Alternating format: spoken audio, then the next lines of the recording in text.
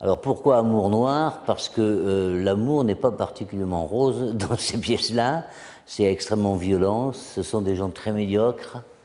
C'est, comme tout Courteline d'ailleurs, hein, mais son théâtre particulièrement et ses pièces brèves, c'est extrêmement pessimiste.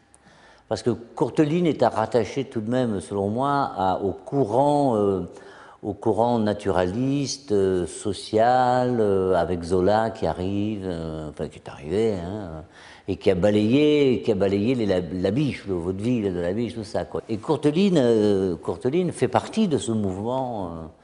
Et donc son théâtre, qui est extrêmement drôle, hein, très comique, hein, est trempé dans une eau vraiment très noire.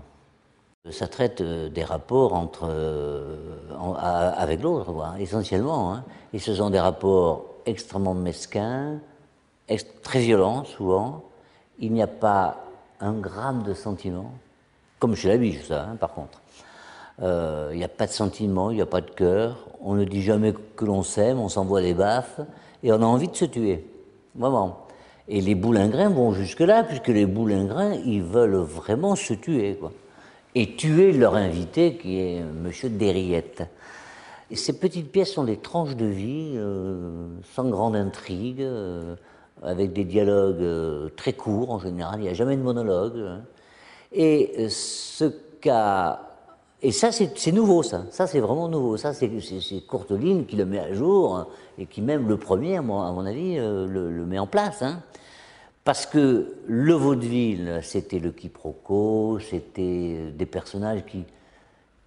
Enfin, c'est toujours des personnages qui ne sont pas vrais. Je veux dire, moi, je ne crois pas dans les personnages de Feydeau.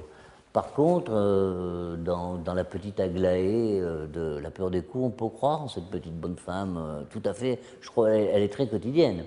Et ce qu'évacue complètement Courteline, alors ça aussi, c'est nouveau dans le comique, c'est le quiproquo. Il n'y a pas de quiproquo chez Courteline. C'est dans le même décor, il bouge très peu. Alors c'est un décor qui... bon, je ne peux pas le raconter, c'est difficile de raconter un décor, mais en tous les cas, c'est un décor qui est prévu pour exploser, puisque la dernière pièce des Boulingrins, ils foutent le feu à la baraque. Hein. Alors bon, nous on ne mettra pas le feu, c'est difficile au théâtre, mais enfin, ce décor est construit pour être détruit. Voilà, c'est ça le principe. Maintenant, c'est facile à dire.